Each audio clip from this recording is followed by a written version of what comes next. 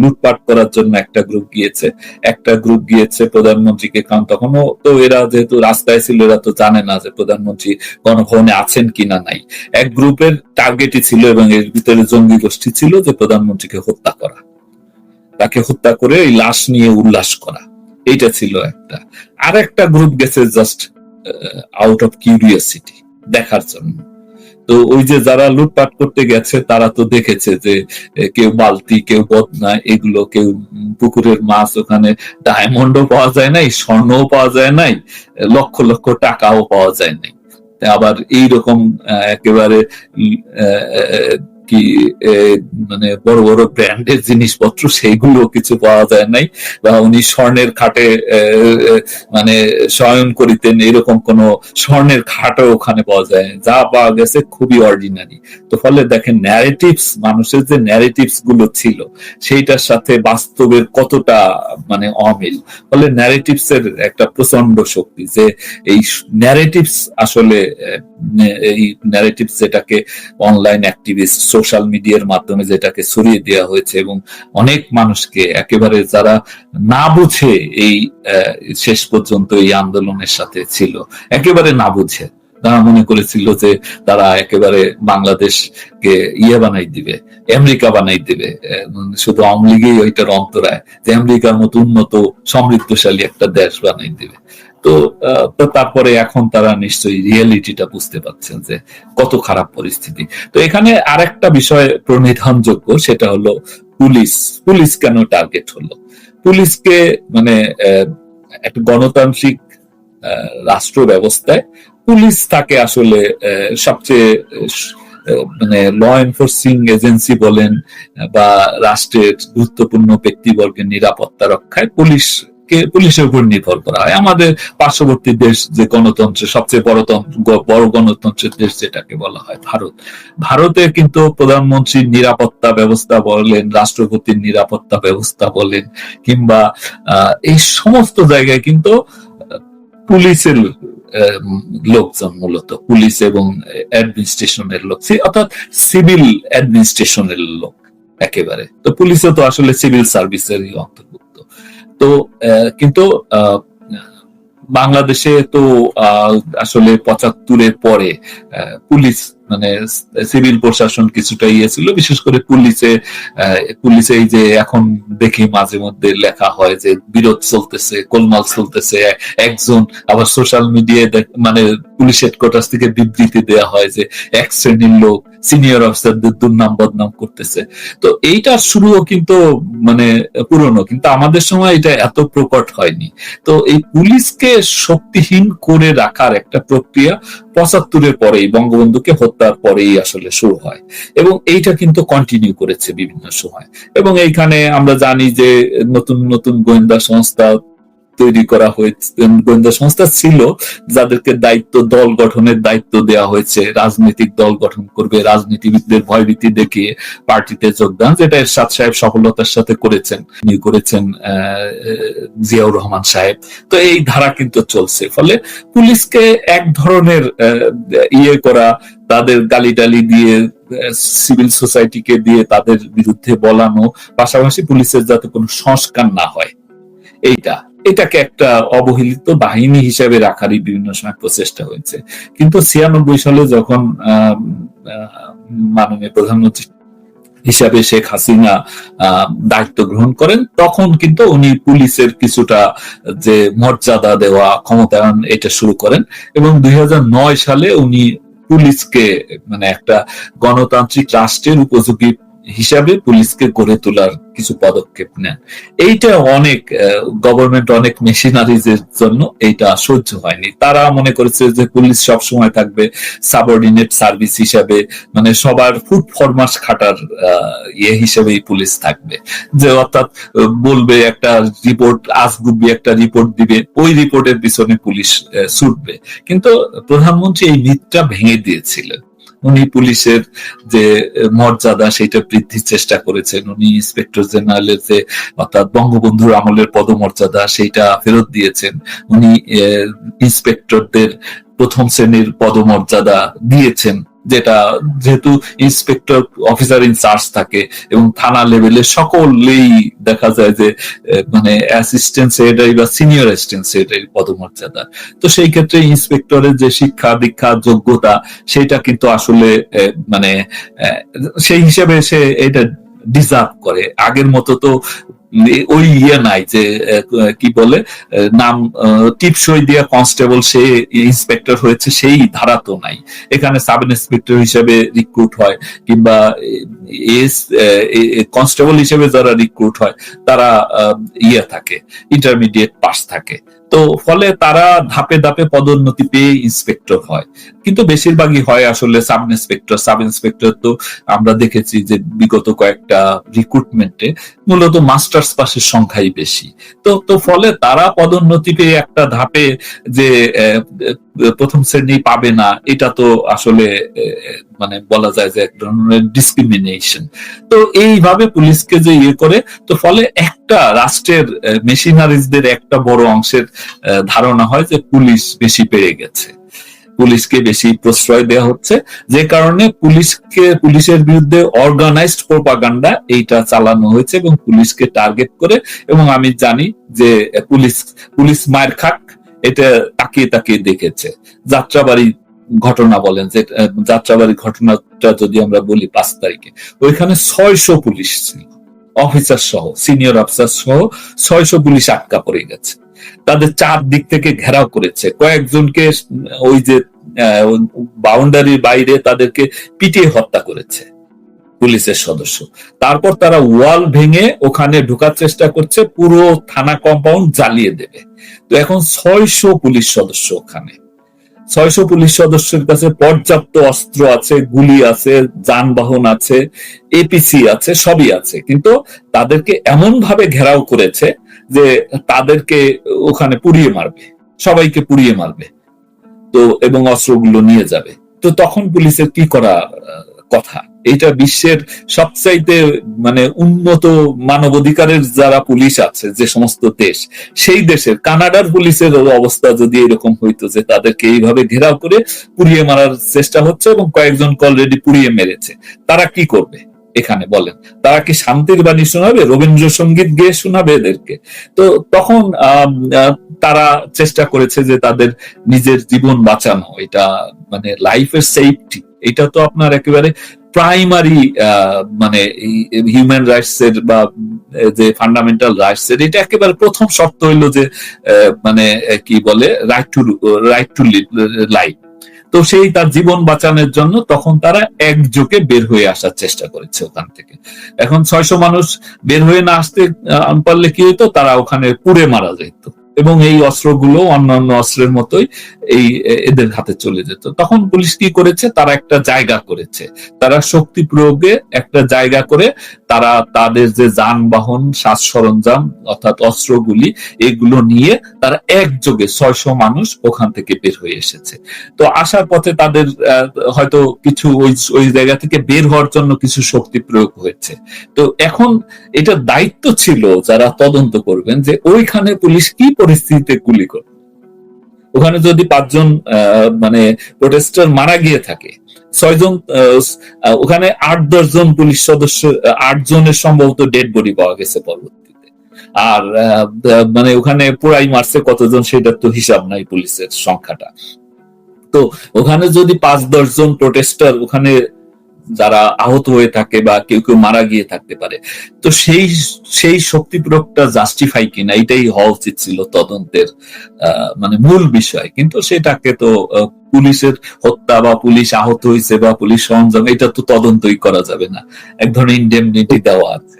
তো ফলে পুলিশটা ধ্বংস হয়ে যাক, পুলিশ আর যাতে জীবনে মাথা তুলে দাঁড়াতে না পারে, এই ধরনের একটা মানে রাষ্ট্রের কোন কোন অর্গান সেটা চেয়েছে এবং সেটা তারা, আমি বিশ্বাস করি তারা সফল হয়েছে। পুলিশের উপর ন্যাক্কারজনক হামলা, হত্যা যজ্ঞ, আপনার হিসেব মতো কত সংখ্যক পুলিশ হত্যার শিকার হয়েছে? দেখুন, 5 তারিখের পর থেকে আমার কোন রেকর্ডে আসলে অফিসিয়াল রেকর্ডে অ্যাক্সেস নাই, ফলে আমি বিশ্বাস করি যে এই সংখ্যা কত হতে পারে সেটা সঠিকভাবে প্রকাশ করা হয়নি, হচ্ছে না। বা চেষ্টাও হয়নি, কেননা এখানে যারা মিসিং আছে এখন পর্যন্ত মিসিং, আমি এই মিসিং এর সংখ্যাটা কয় শত আমি আসলে জানি না। ফলে কারণ এইটা এক্সাক্ট গভর্নমেন্টের খাতায় কি আছে যে কতজন চাকরিতে যোগদান করে নাই এখন পর্যন্ত, এই সংখ্যাটা আমি বিশ্বাস করি যে তারা মানে তাদের ভিতরে শুধুমাত্র যাদের এজাহারে নাম আছে, অর্থাৎ মামলায় যাদের নাম আছে, তারা ছাড়া বাকি যারা কাজে যোগদান করে নাই, আমি মনে করি এটা 99% তারা মারা গিয়েছে। ফলে সঠিক সংখ্যাটা আমি, যেহেতু মিসিং এর সংখ্যাটা আমি জানি না, তো কাজেই আমি সঠিক সংখ্যাটা বা একটা অনুমান ভিত্তিক আমি বলতে পারবো না, তবে যে সংখ্যা বলা হয়েছে তার চাইতে অনেক অনেক বেশি। আমরা শুনি যে 3000-এর বেশি পুলিশ সদস্য নিহত হয়েছে, জানি না এর সত্য মিথ্যা, নিশ্চয়ই একদিন তদন্ত হলে বেরিয়ে আসবে। আচ্ছা, একটা জিনিস একটা আলাপ ছিল যে আন্দোলন দমনে শীর্ষ পর্যায় থেকে অতিরিক্ত বল প্রয়োগ, টিয়ার সেল কিংবা প্রাণঘাতী অস্ত্র ব্যবহারের কোনো সুনির্দিষ্ট নির্দেশনা ছিল কি আসলে সর্বোচ্চ পর্যায় থেকে, যার প্রেক্ষিতে বিচার পর্যন্ত করা হচ্ছে? দেখুন, এটা যারা কিছু কেউ আসলে আইন জেনে বলেন, আর কেউ মানে জেনে বলেন, অর্থাৎ জ্ঞান পাপি স্বীকার করবেন না, আর কেউ আইন জানেন না। এখানে হুকুম দেওয়ার তো কোনো বিষয় নেই। পুলিশের কনস্টেবল থেকে ইন্সপেক্টর জেনারেল সকলেরই শক্তি প্রয়োগের মানে আছে, এখতিয়ার আছে। তো এবং সেখানে যে যখন ডিপ্লয় করা হয়েছে, যেখানে যে ডিপ্লয়মেন্ট করা হয়েছে তাদের উপর নির্দেশনা কি, যে তোমাদের সেফটি পাশাপাশি জনগণের জানমাল রক্ষার জন্য, নিরাপত্তা রক্ষার জন্য যে ধরনের কার্যক্রম গ্রহণ করা দরকার, আইন যেটা এলাও করে তোমরা সেইটাই করবা। এইটাই তো ইনস্ট্রাকশন ছিল। এর বাইরে অমুক জায়গায় গুলি করবা, দেখা মাত্র গুলি করবা, এটা তো বলার কোনো আইনগত ভিত্তি নাই এবং এটা দরকারও নাই। তো ফলে যারা যেখানে দায়িত্বে ছিল তারা তাদের নিজেদের জীবন, কারণ তাদের নিজেদের জীবন যে বিপদাপন্ন হয়েছিল এটা নিয়ে তো কোনো সন্দেহ থাকার কথা না। 18-19 থেকে যে পুলিশের উপর ঢালাও আক্রমণ শুরু হয়েছে এবং পুলিশ মেরে মানে ফ্লাইওভারে ঝুলিয়ে রাখা হয়েছে, এই চিত্র তো কারো অজানা নয়। তো ফলে পুলিশের উপর হামলা হয়েছে, তো পুলিশের উপর হামলা হলে পুলিশ কি ওখান থেকে পালিয়ে যাবে নাকি এটা প্রতিহত করবে? তো শক্তি প্রয়োগ করবে। এই শক্তি প্রয়োগের জন্য কারো হুকুম দেওয়ার দরকার নেই। ও যেখানে ছিল সে তার আইনের মানে আইন তাকে যে সমস্ত মানে কি বলে উইপন্স দিয়েছে, অর্থাৎ যে সমস্ত অধিকার দিয়েছে, সেই অধিকার সে প্রয়োগ করেই তো সে সার্ভাইভ করবে ওখানে। এখন ধরেন বিটিভিতে আগুন ধরিয়ে দেওয়া হয়েছে, একটা স্টেট টেলিভিশন। আমরা বিটিভি কে নিয়ে যত বাতাবি লেবু টিভি বা যেভাবেই উপহাস করি, এটা তো একটা সরকারি সম্পত্তি এবং একটা কেপিআই, কি পয়েন্ট ইনস্টলেশন, এইটা যখন হামলা করে, তো এই হামলাকারী আমি আসলে এই উনারা তো আর এগুলো দেখবেন না, যারা মানে বাংলাদেশকে এই এত বছর নসিহত করেছেন, যে তো ওই সমস্ত দেশের যদি একটা স্টেট টেলিভিশন আক্রান্ত হতো, স্টেট টেলিভিশনও না, আমি সিএনএন, বিবিসি কিংবা আমি কানাডায় সবচেয়ে বেশি কি চলে কোন টিভি আমি জানি না, এ ধরনের একটা টিভি সেন্টারে এরকম যদি একদল লোক হামলা করে, তো ওখানে তারা কি এটাকে তাদেরকে মালা দিয়ে বরণ করবে, পুষ্পমাল্য দিয়ে বরণ করবে? আমরা দেখি নাই ইউকেতে যখন ওই যে রায়ট হলো কয়েক বছর আগে, তখন কি মানুষ মারা যায় নাই, প্রোটেস্টাররা মারা যায় নাই? বিশ্বে কোথাও এরকম হামলা হলে তো এগুলো তো সন্ত্রাসী হামলা বলা যায়। এই সন্ত্রাসী হামলা প্রতিরোধে কি শক্তি প্রয়োগ করবে না? তো শক্তি প্রয়োগ করেছে। এখন তদন্তের বিষয় ছিল বা আইনগত ভাবে কোনটা আছে, আইনগত হয়েছে যে শক্তি প্রয়োগ হয়েছে, এই শক্তির প্রয়োগটা যথাযথ হয়েছে কিনা, এইটা রেশনাল ছিল কিনা, এর চাইতে কম শক্তি প্রয়োগ করে এটা থামানো যেত কিনা, এইটা হলো তদন্তের বিষয়। এখানে তো কয়জন মারা গেল এইটা বিবেচ্য বিষয় না, দেখবে যে এখানে বিনা উস্কানিতে পুলিশ গুলি করেছে কিনা, কিংবা গুলি না করে ওখানে লাঠিচার্জ করে পারা যেত কিনা, এগুলো তদন্তের বিষয়। সেগুলো না করে মানে একতরফা বিচারারিত তদন্ত, আমি আগেও বলেছি এটা তো কোনো তদন্ত হচ্ছে না। কারণ তদন্ত মানে একই ঘটনার অংশ বিশেষ আপনি তদন্ত করবেন আর এক অংশ তদন্ত করবেন না, সেইটা তো কোনো মানে কোন পৃথিবীর কোন তদন্তের ডেফিনেশনে সেটা পড়ে না। এক অংশ আপনি ইন্ডেমনিটি নিয়ে একেবারে বন্ধ করে দিলেন, আর এক অংশের তদন্ত আপনি ফেয়ার ইনভেস্টিগেশন করবেন এবং এটার মানে একটা ফেয়ার জাস্টিস দেবেন, এটা কি সম্ভব? এটা তো একটা অবাস্তব, এবং সেটাই হচ্ছে। এটা জাস্ট যেটা হচ্ছে সেটা হলো প্রতিহিংসা, প্রতিশোধ পরায়ণতা। এটা আইসিটিটা তৈরি করা হয়েছিল যুদ্ধ অপরাধীদের বিচার করার জন্য। তো যুদ্ধ অপরাধীদের যারা বংশধর, যুদ্ধ অপরাধীদের যারা প্যাট্রোনাইজার ছিল, যুদ্ধ অপরাধীদের যারা সমর্থক, তারাই এই আইসিটির এই যে আইন কানুন গুলো অর্ডিন্যান্সের মাধ্যমে পরিবর্তন করে করে এটা একেবারে বেসিক জায়গায় তো যে ওয়ার ক্রিমিনাল যারা ছিল, এবং সেটা সুনির্দিষ্ট 71-এর, তো সেই যে একটা মৌলিক জায়গা চেঞ্জ করেছে ইয়ে দিয়ে, অর্ডিন্যান্স দিয়ে, এটা যেটা পার্লামেন্টে পাশকৃত আইন, সেটা তো কতদূর ফেয়ার? এবং এটা জাস্ট এটা প্রতিশোধ পরায়ণতা, জাস্ট প্রতিহিংসা এবং হিংসার বশবর্তী হয়ে এটা প্রতিশোধ গ্রহণ, তো সেটাই হচ্ছে। পুলিশকে ধরেন নিষ্ক্রিয় করবার চেষ্টা হয়েছিল, এমনকি শেষ পর্যন্ত 5 আগস্ট পর্যন্ত আপনার কথায় যেটি বেরিয়ে এলো, আপনাদের পুলিশের মধ্যে শীর্ষ পর্যায়ে কোনো ষড়যন্ত্র ছিল কিনা? কারণ আমরা দেখলাম 5 আগস্ট পরবর্তী সময়ে তৎকালীন আইজিপি ক্যাঙ্গারু কোর্টে রাজসাক্ষী বা অ্যাপ্রুভার হয়েছেন। তিনি কি বাঁচার তাগিদে হলেন নাকি ষড়যন্ত্রের অংশ হিসেবে? এটা আমার মনে হয় তিনি বাঁচার তাগিদে করেছেন এবং ভয়ে করেছেন। ওই ভয় থেকে ভয় করেছেন, কারণ হলো তার মানে কনফেশনাল স্টেটমেন্ট যেটা, অর্থাৎ রাজসাক্ষীর যে জবানবন্দি, যেটা তো পত্রিকায় প্রকাশিত হয়েছে, সেটা যদি সঠিক হয়ে থাকে, এখানে দেখুন আমি একটা জায়গায় আছে যে তাকে স্বরাষ্ট্রমন্ত্রী ফোন করেছে, ফোন করে বলেছে যে এইটা মানে কি প্রধানমন্ত্রী বলছে যে কোনো কঠোর হাতে এই দমন করতে হবে, প্রোটেস্টারদের দমন করতে হবে। তো এইটা আইজির কাছে টেলিফোনে বলেছেন স্বরাষ্ট্রমন্ত্রী। তো ওইখানে উপস্থিত ছিলেন একজন জুনিয়র কর্মকর্তা, মানে আইজিপির তুলনায় উনি খুবই জুনিয়র, যে একজন এডিশনাল ডিআইজি পদমর্যাদার একজন কর্মকর্তা ওনার সামনে উপস্থিত, যার নাম হলো সম্ভবত প্রলয় কুমার জুয়াদ্দার। তো আইজিপির কোনো রোল নাই, আইজিপি কে টেলিফোনে বলছেন, আর এইটা উনার টেলিফোনের কনভারসেশন প্রলয় কুমার জুয়াদ্দার শুনে এইটা সে ডিএমপি কমিশনার এবং অন্যান্যকে নির্দেশ দিছে যে প্রধানমন্ত্রীর নির্দেশ হলো এইটা। তো এখানে টেলিফোনে শুনলেন, মানে মানে প্রধানমন্ত্রীর কোন রেফারেন্স তো আইজিপি ব্যবহার করেননি, যে প্রধানমন্ত্রী, কারণ ওনার সাথে তো দেখা হয়েছে প্রধানমন্ত্রী, এবং মানে 4 তারিখ 2 বার দেখা হয়েছে ওনার সাথে। তারপরে 4 তারিখের আগে মানে ওই দিন ছিল সম্ভবত 3 তারিখ শনিবার উনি দেখা করেছেন, এবং দেখা করার সময় আমিও সাথে ছিলাম। তো এই সমস্ত জায়গায় কোন জায়গায়, বা তার আগেও তো বারবার উনি দেখা করেছেন, কোন জায়গায় উনাকে বলেন নাই প্রধানমন্ত্রী যে শক্তি প্রয়োগ কর বা কঠোর হাতে এই আন্দোলন দমন করতে হবে, কঠোর হাতে নৈরাজ্য দমন করতে হবে বা গুলি করতে হবে, এইটা উনাকে কোনো নির্দেশনা দেন নাই। উনাকে নির্দেশনা দিয়েছেন কে?